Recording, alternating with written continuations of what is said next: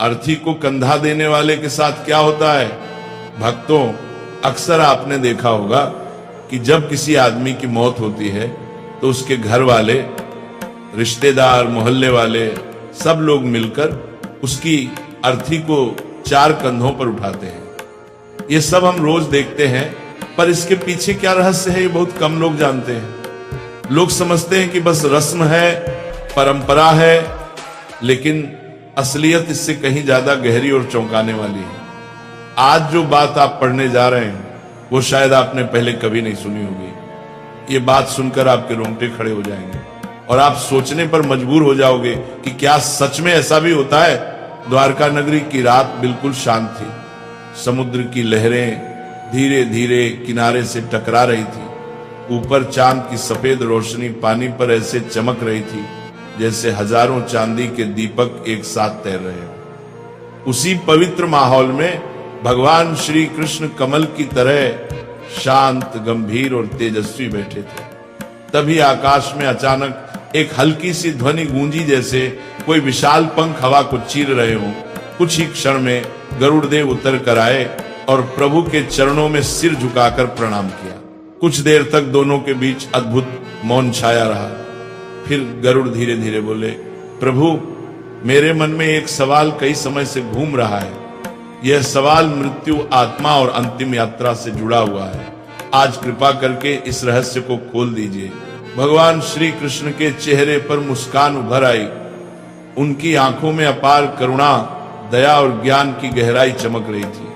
वे बोले, गरुड़, तुम्हारे सवाल हमेशा संसार के कल्याण के लिए होते हैं। पूछो, क्या जानना चाहते हो? गरुड़ ने झुककर विनम्रता से कहा, प्रभु, मैंने कई बार देखा है कि जब किसी मनुष्य की अर्थी उठती है, जब लोग 4 कंधों पर शव को उठाकर शमशान ले जाते हैं, उस समय आत्मा जैसे उन लोगों को देखती है। कभी कभी ऐसा लगता है कि आत्मा हर कंधा देने वाले को किसी अदृश्य तरीके से परख रही हो। मुझे समझ नहीं आता कि ऐसा क्यों होता है। क्या यह सिर्फ परंपरा है या इसके पीछे कोई बड़ा दिव्य रहस्य छिपा है? भगवान श्री कृष्ण ने हल्का सा दीर्घ श्वास लिया, मानो पूरा ब्रह्मांड उनकी सांसों के साथ चल रहा हो। फिर वे बोले, गरुड़, मृत्यु कोई साधारण बात नहीं है। ये वह दरवाजा है जहां से इंसान एक जीवन पूरा करके अगले सफर में प्रवेश करता है। जब अर्थी उठती है तो सिर्फ एक शरीर नहीं उठाया जाता, उस इंसान का पूरा जीवन उठाया जाता है। उसके अच्छे कर्म, बुरे कर्म, उसके अधूरे सपने, दुख दर्द, खुशियां, सब कुछ। फिर उन्होंने कहा, जब शरीर को घर से बाहर ले जाया जाता है तब आत्मा तुरंत नहीं जाती। वह कुछ समय तक वहीं रहती है, अपने पुराने शरीर को देखती है, अपने परिवार को देखती है और सबसे महत्वपूर्ण, वह उन लोगों को देखती है जो उसे कंधा देते हैं। आत्मा समझती है कि कौन सच्चे मन से आया, कौन फर्ज निभाकर आया और कौन सिर्फ दिखावा करने आया। इसलिए आत्मा कंधा देने वालों को देखती भी है और परखती भी है। गरुड़ थोड़े आश्चर्य में बोले, तो क्या प्रभु, अर्थी को कंधा देना सिर्फ एक रस्म नहीं है? भगवान कृष्ण हल्के से मुस्कुराए और आगे बोलने ही वाले थे। भगवान श्री कृष्ण धीरे धीरे मुस्कुराए, फिर गरिमा भरी आवाज में बोले, नहीं गरुड़, कंधा देना सिर्फ लकड़ी और शरीर का बोझ उठाना नहीं है। ये एक तरह का ऊर्जा का आदान प्रदान है। ये एक अदृश्य रिश्ता है, मृत आत्मा और जीवित मनुष्यों के बीच, जो शब्दों से नहीं बल्कि भावनाओं से जुड़ता है। कृष्ण आगे बोले, जब कोई मनुष्य सच्चे दिल से, पवित्र मन से किसी की अर्थी को कंधा देता है, तब वो अपने मन का प्रकाश, अपनी करुणा, अपना सम्मान, अपनी श्रद्धा सीधे आत्मा तक पहुंचाता है। ये प्रकाश ही आगे उस आत्मा के लिए रास्ता बन जाता है। जिस तरह अंधेरी रात में दीपक राह दिखाता है, उसी तरह कंधा देने वाले लोगों का सच्चा भाव आत्मा को आगे की दिशा दिखाता है। गरुड़ आश्चर्य से बोले, प्रभु, क्या सच में इतना प्रभाव होता है? कृष्ण मुस्कुराए। गरुड़ पुराण में लिखा है कि जिसने निस्वार्थ भाव से किसी को कंधा दिया, उसने 100 यज्ञों के बराबर पुण्य कमा लिया। क्योंकि ये काम सिर्फ शरीर से नहीं, दिल से होता है। ये किसी को विदाई नहीं, बल्कि उसके अगले जन्म की ओर एक उजाला देने जैसा है। कुछ देर तक वातावरण शांत रहा। गरुड़ गहरी सोच में डूब गए। फिर उन्होंने धीरे से पूछा, प्रभु, आपने कहा कि आत्मा कंधा देने वालों को देखती है, पर आत्मा वहीं क्यों रहती है? शरीर छूटने के बाद वह तुरंत आगे क्यों नहीं जाती? कृष्ण की आंखें करुणा से भर उठी। वे बोले, गरुड़, आत्मा अचानक हुए परिवर्तन को तुरंत नहीं समझ पाती। पूरा जीवन जिस शरीर में बिताया उसे छोड़ते ही वो भ्रम में चली जाती है। उसे समझ नहीं आता कि वो मृत्यु के द्वार पार कर चुकी है। उसे राह चाहिए, दिशा चाहिए, और वही दिशा अर्थी देती है। इसलिए 4 कंधे केवल शरीर नहीं उठाते, आत्मा के लिए 4 दीपक जलाते हैं। गरुड़ की आंखें फैल गई, उन्हें दिव्य ज्ञान चमत्कार जैसा लगा। वे बोले, प्रभु, यदि किसी मृतक को 4 कंधे ही ना मिले तो फिर क्या होता है? इस बार श्री कृष्ण के चेहरे पर गंभीरता उतर आई। उन्होंने धीमी भारी आवाज में कहा, गरुड़, यह प्रश्न सरल है, पर इसका उत्तर बहुत गहरा और दुखद है। सुनो, मैं तुम्हें एक ऐसी कथा सुनाता हूं जो केवल कहानी नहीं बल्कि सच्चाई है। यह घटना पृथ्वी के एक युग में सचमुच घटी थी। फिर कृष्ण ने कहना प्रारंभ किया, बहुत समय पहले पाटलिपुत्र नगरी में धनीराम नाम का एक आदमी रहता था। नाम तो धनीराम था, पर दिल से बिल्कुल निर्धन। धन का इतना अहंकार था कि उसने धर्म को पैरों तले कुचल दिया था। वह ब्राह्मणों का अपमान करता, गरीबों को तिरस्कार से देखता, किसी की मदद नहीं करता, यहां तक कि अपने माता पिता का श्राद्ध तक नहीं किया। उसके जीवन में धर्म, दया, करुणा कुछ भी नहीं था। फिर कृष्ण के स्वर में मिठास घुल गई, लेकिन उसकी पत्नी रूपवती बिल्कुल विपरीत स्वभाव की थी। सुंदर नाम, सुंदर हृदय, वह दयालु, विनम्र और धर्मपरायण थी।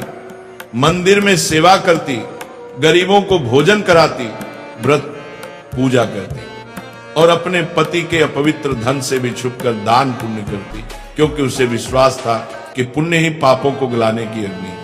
फिर कृष्ण बोले, एक दिन नगर में बड़ी महामारी फैली, लोग मरने लगे, शहर में चीखें गूंजने लगी, लेकिन धनीराम ने किसी की मदद नहीं की। उसने अपने खजाने को बंद करके छिपा लिया और बीमारों को अपने दरवाजे से भगा दिया। लेकिन बीमारी को कौन रोके? अंत में वही बीमारी उस पर टूट पड़ी। धनीराम मृत्यु के समय डर और अंधेरे में डूबा हुआ था। उसने चारों ओर छाया देखी, पर सहायता को कोई ना आया, क्योंकि मृत्यु के क्षण में मनुष्य के साथ सिर्फ उसके कर्म जाते हैं। गरुड़ ने गहरी सांस ली, प्रभु, उसके मरने पर क्या हुआ? कृष्ण ने उत्तर दिया। तभी असली रहस्य शुरू हुआ। जब धनीराम मरा तो नगर के लोगों ने उसकी अर्थी को कंधा देने से मना कर दिया। लोगों ने कहा, यह वही आदमी है जिसने कभी किसी का अंतिम संस्कार नहीं कराया, कभी किसी को सम्मान नहीं दिया, कभी किसी भूखे की मदद नहीं की। आज इसकी आत्मा को कौन मार्ग देगा? रूपवती रोई, विनती की, हाथ जोड़े, पर शहर वालों का दिल नहीं पिघला। अंत में बहुत कोशिशों के बाद सिर्फ 3 कंधे मिले, और यहीं से वह भयावह घटना शुरू हुई जो किसी ने पहले कभी नहीं देखी थी। चौथा कंधा देने वाला कोई नहीं मिला। अर्थी बीच रास्ते अटक गई। हवा जैसे अचानक भारी हो गई, पेड़ कांपने लगे और वातावरण में एक अजीब सी घुटन फैल गई।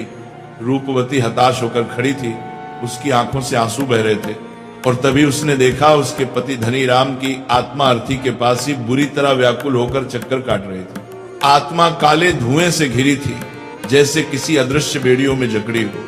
रूपवती का दिल दहल गया।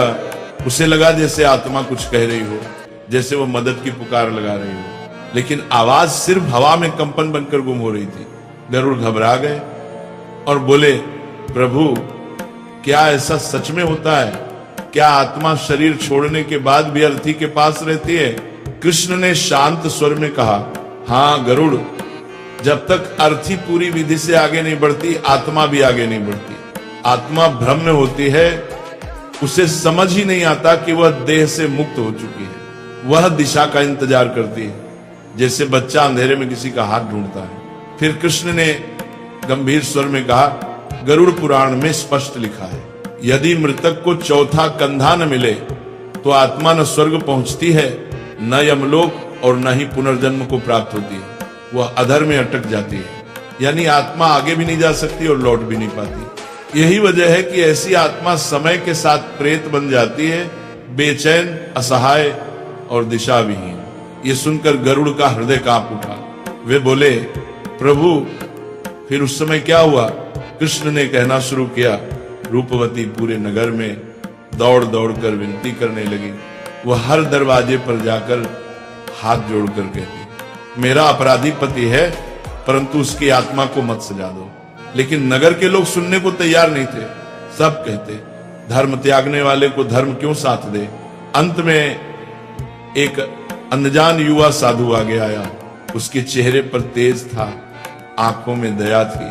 वह बोला, मेरा धर्म दया है, मैं चौथा कंधा दूंगा, क्योंकि किसी आत्मा को भटकने देना सबसे बड़ा पाप है। साधु ने जैसे ही अर्थी को छुआ, हवा शांत हो गई, धुआं हटने लगा और अचानक सूर्य की किरणें अर्थी पर पड़ी। रूपवती ने कांपती आंखों से देखा, उसके पति की आत्मा धीरे धीरे ऊपर उठ रही थी, जैसे किसी भारी बोझ से मुक्त हो रही हो। गरुड़ ने पूछा, प्रभु, क्या चौथा कंधा देने वाला व्यक्ति मृतक के पापों में फंस जाता है?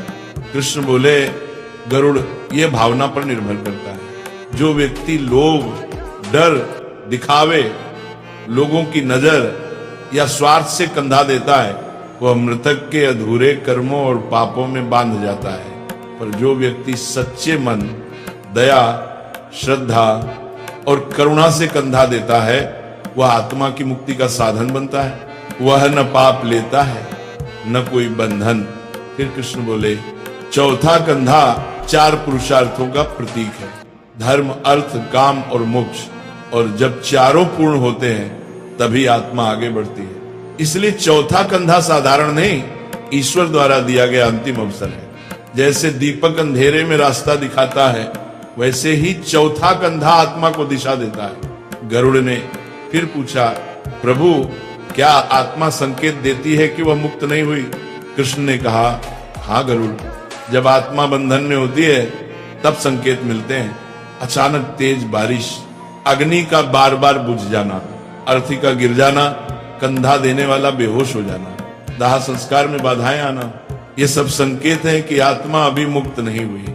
गरुड़ के मन में श्रद्धा और विस्मय एक साथ उमड़ पड़ा। वे बोले, प्रभु, कंधा देना तो वास्तव में महान तपस्या हुई। कृष्ण मुस्कुराए, गरुड़, कंधा देना सिर्फ देह उठाना नहीं है, ये आत्मा को उसके कर्मों के जाल से निकालने में मदद करना है। ये उस अंतिम यात्रा में ईश्वर का कार्य पूरा करना है। इसीलिए कंधा श्रद्धा, शांति और पवित्र मन से देना चाहिए। अंत में कृष्ण बोले, गरुड़, मृत्यु अंत नहीं है, ये एक रहस्य की शुरुआत है। और जो किसी आत्मा को सम्मान देता है, उसकी अंतिम यात्रा आसान करता है। वह मनुष्य भी जीवन में अदृश्य रूप से बल, प्रकाश और दिव्य संरक्षण पाता है।